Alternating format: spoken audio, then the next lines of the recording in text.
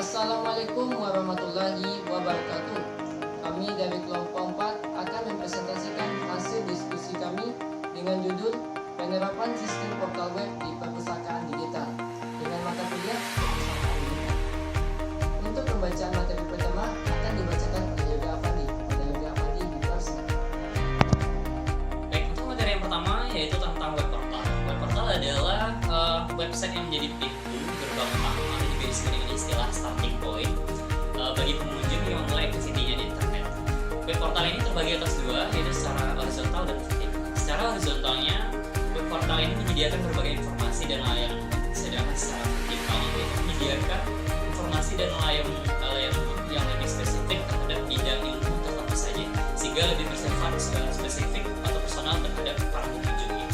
Jenis-jenis portal web. Jenis-jenis yang pertama itu adalah portal web konsumen.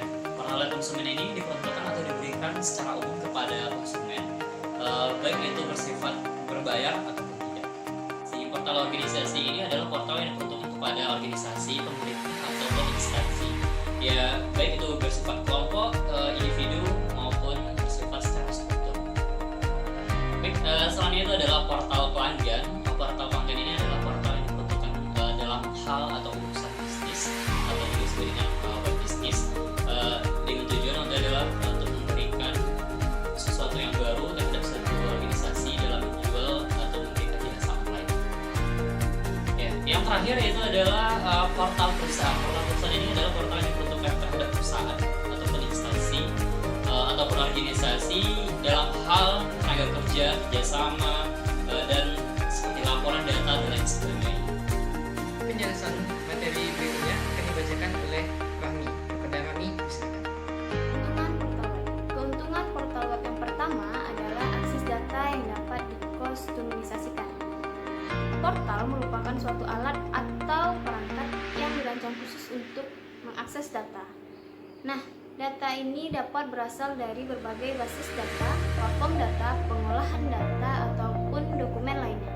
Yang kedua adalah platform independen. Portal web merupakan bentuk platform independen yang mana user atau kita sebagai pengguna dapat mengakses portal melalui platform-platform yang sangat mudah kita temui di kehidupan sehari-hari seperti Windows ataupun Unix. Dengan syarat bahwa web browser harus dapat mendukung layanan dari portal itu sendiri. Kenapa? Karena portal dapat bekerja atau menggunakan web sebagai jalan. Ketiga, akses tanpa kabel. Nah, akses tanpa kabel ini dapat menguntungkan dari sisi pekerja. Kenapa? Karena jauh atau dekatnya pekerja dari komputer tidak akan mempengaruhi kinerja mereka.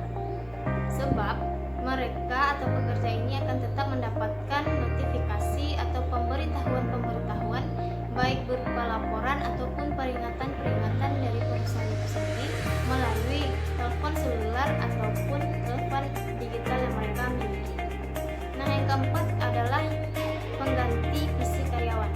Dapat diketahui bahwa akses yang memuaskan yang diberikan kepada informasi bisnis yang saling berkaitan atau saling bekerja sama tentunya dapat mengganti peran dari fisik karyawan itu sendiri. Selanjutnya, pengaturan dokumen yang sangat mudah. Akses data oleh portal dari basis data atau struktur directory file yang memungkinkan pengguna dapat mempublikasikan laporan atau dokumen, bahkan mengcopy dokumen ke directory file tertentu. Yang terakhir, bisnis ke bisnis.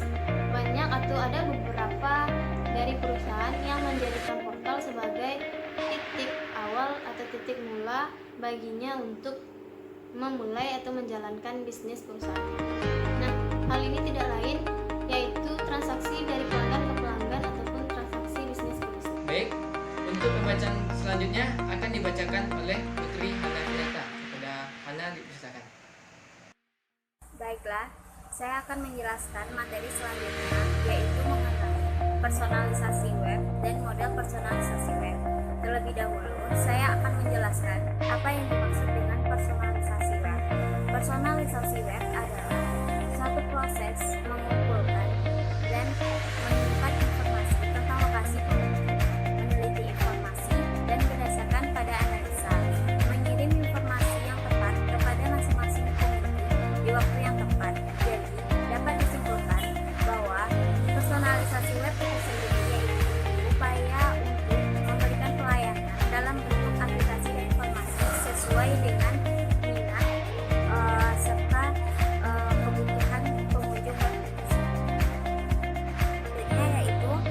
model personalisasi. Yang pertama yaitu memorization.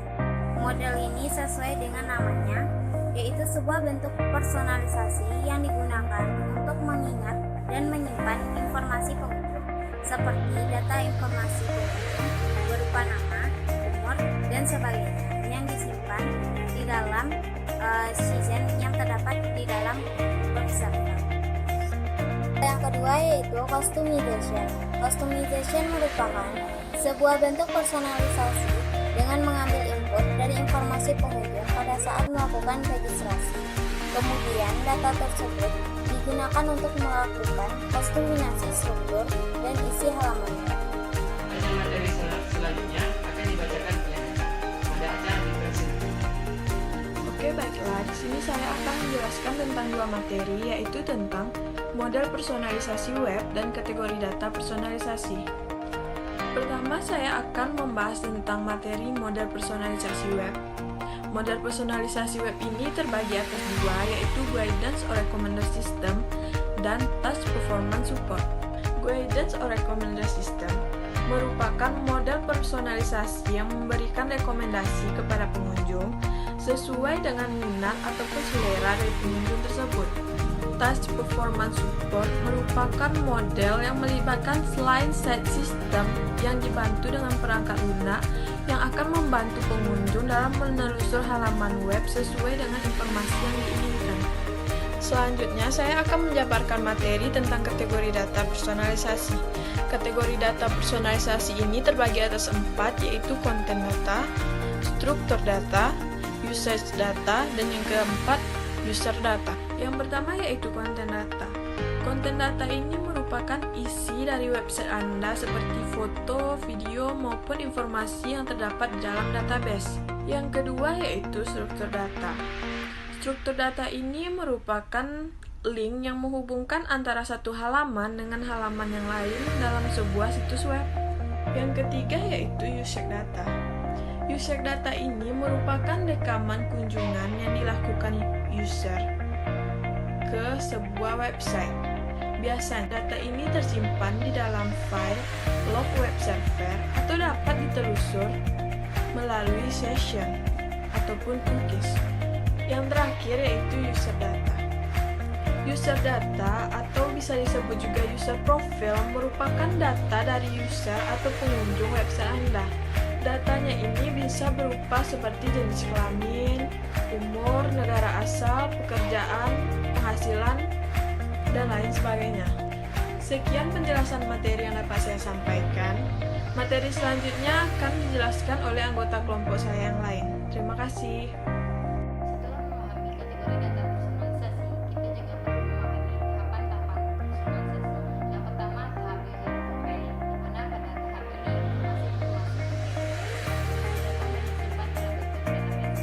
Selanjutnya, tahap information interface, di mana tahap ini akan ada penyaringan informasi dari identitas dengan standar data.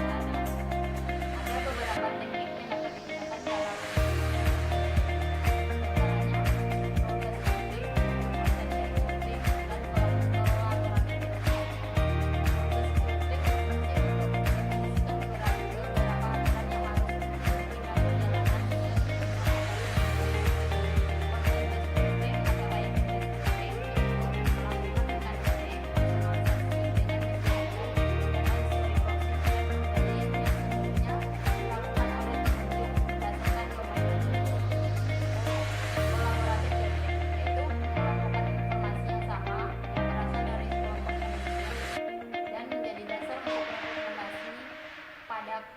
pengunjung dengan profil yang sama.